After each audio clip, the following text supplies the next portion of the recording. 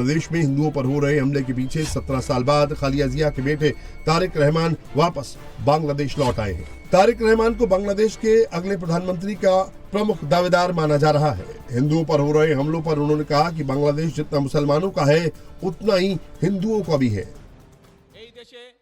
मुसलमान, बौद्ध, क्रिश्चियन, हिंदू सह विभिन्न इस देश में मुसलमान, बौद्ध, क्रिश्चियन, हिंदू सभी धर्मों के लोग रहते हैं। ये देश सबका है, मैदान में रहने वालों का भी और पहाड़ी इलाकों में रहने वालों का भी। हम सबको एकजुट होकर एक ऐसे बांग्लादेश का निर्माण करना है जिसका सपना हमारे पूर्वजों ने देखा था। मतलब ये कि हमें डर और भय से मुक्त बांग्लादेश का निर्माण करना होगा। हमको देश में शांति चाहिए, हमको अपने देश में शांति चाहिए। प्रिय भाइयों और बहनों, मार्टिन लूथर किंग, आप सबने नाम तो सुना होगा उनका। मार्टिन लूथर किंग का नाम सुना है ना? मार्टिन लूथर किंग का एक बयान बहुत मशहूर है, आई हैव अ ड्रीम। आज बांग्लादेश की माटी की कसम खाकर मैं आपके सामने एक बात कहना चाहता हूं।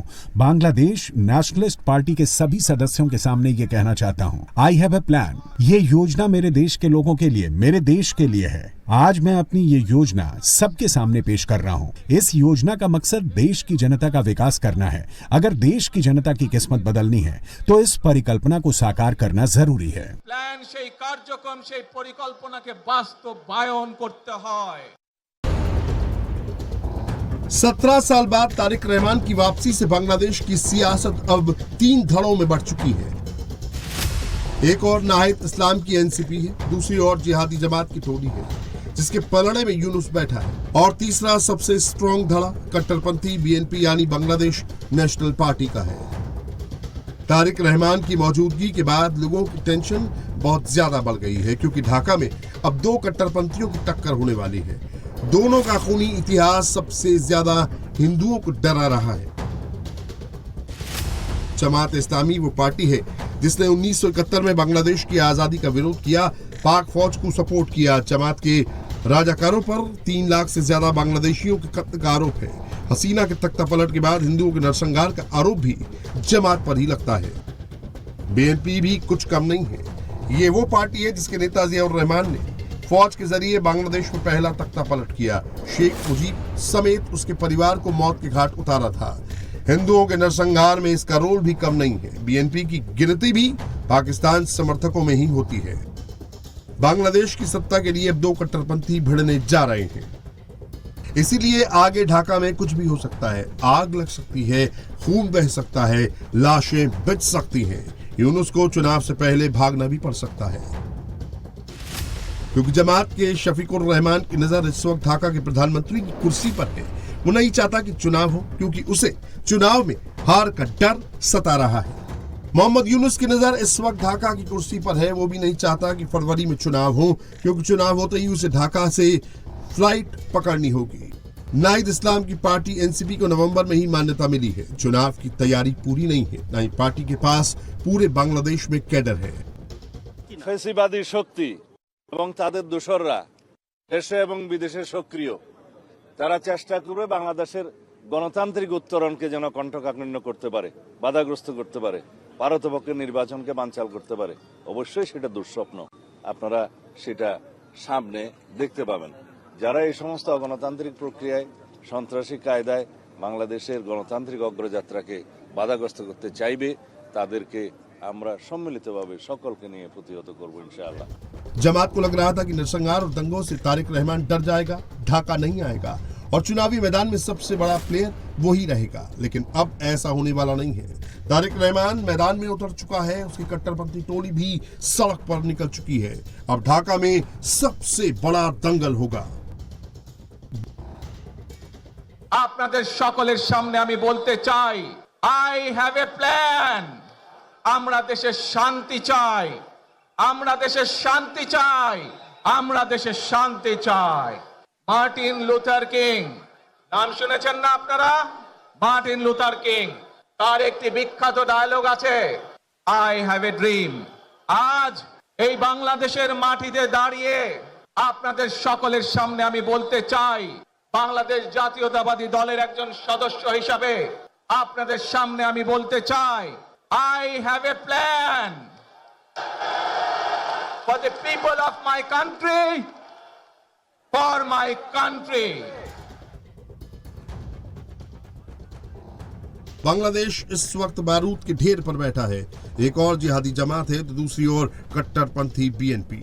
टेंशन बहुत ज्यादा बढ़ चुकी है। लोगों को अभी भी लग रहा है कि बांग्लादेश का यह चुनाव इतिहास का सबसे खूनी चुनाव हो सकता है। जमात को पता है तारिक रहमान जब तक मैदान में है, प्रधानमंत्री की कुर्सी तक पहुंचना उसके लिए मुश्किल है। नाइद इस्लाम को भी पता है कि बीएनपी की दमदार मौजूदगी उसे सत्ता से दूर कर देगी, लेकिन दोनों इतनी आसानी से तारिक रहमान के लिए मैदान खाली कर देंगे, ये भी संभव नहीं है। जिहादी जमात बीएनपी को रोकने के लिए पूरी ताकत लगा देगी। আশাকে নিয়ে যে আকাঙ্ক্ষা প্রতিষ্ঠিত হয়েছে, আমরা মনে করি জনগণের সেই আকাঙ্ক্ষা শতভাগ প্রতিষ্ঠিত হবে তার নেতৃত্বে। গণতন্ত্র ফিরবে, গণতন্ত্র ফিরাতে হবে, ষড়যন্ত্র হটাতে হবে। যে কোনো মূল্যে আমাদেরকে নিশ্চিত করতে হবে যাতে মানুষ নিরাপদ থাকতে পারে। আবারও আপনাদের কাছে কৃতজ্ঞতা প্রকাশ করছি আজকে আমাকে এইভাবে বরণ করে নেওয়ার জন্য। আমরা যে শ্রেণীর মানুষ হই, আমরা যে দলেরই রাজনৈতিক দলের সদস্য হই অথবা একজন নির্দলীয় ব্যক্তি হই, আমাদেরকে নিশ্চিত করতে হবে যে কোনো মূল্যে আমরা আমাদের এই দেশের শান্তি শৃঙ্খলাকে ধরে রাখতে হবে। যে কোনো মূল্যে যে কোনো বিশৃঙ্খলাকে পরিত্যাগ করতে হবে।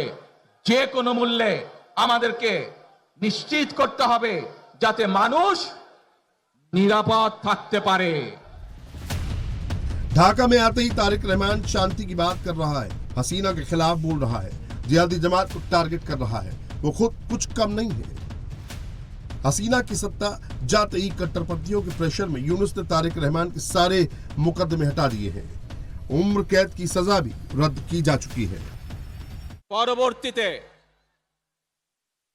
90 স্বৈরাচারের বিরুদ্ধে এদেশের জনগণ, এদেশের খেটে খাওয়া মানুষ তাদের গণতান্ত্রিক অধিকারকে ছিনিয়ে এনেছিল, কিন্তু তারপরেও ষড়যন্ত্রকারীদের ষড়যন্ত্র থেমে থাকেনি। আমরা তারপর দেখেছি 2024 সালে, 71 সালে এই দেশের মানুষ যেমন স্বাধীনতা অর্জন করেছিল, 2024 সালে এদেশের ছাত্র জনতা সহ সর্বস্তরের মানুষ, কৃষক, শ্রমিক, গৃহবধূ, নারী, পুরুষ, মাদ্রাসার ছাত্র সহ দল মত নির্বিশেষে, শ্রেণী পেশা নির্বিশেষে সকল মানুষ সেদিন 2024 সালের 5ই আগস্ট এই দেশের স্বাধীনতা এবং সার্বভৌমত্বকে রক্ষা করেছিল। तारिक रहमान प्रधानमंत्री की कुर्सी के सबसे बड़े दावेदार नजर आ रहे हैं, इसलिए जमात और यूनुस की नजर में सबसे ज्यादा खटक रहे हैं। जिहादियों को लग रहा है कि हसीना के जाने के बाद बनी खाली जगह पर तारिक अपना कब्जा जमा लेगा और इसीलिए जमात कभी भी ढाका में दंगा पार्ट 2 लॉन्च कर सकती है। चुनाव रोकने के लिए कभी भी खूनी खेला शुरू हो सकता है।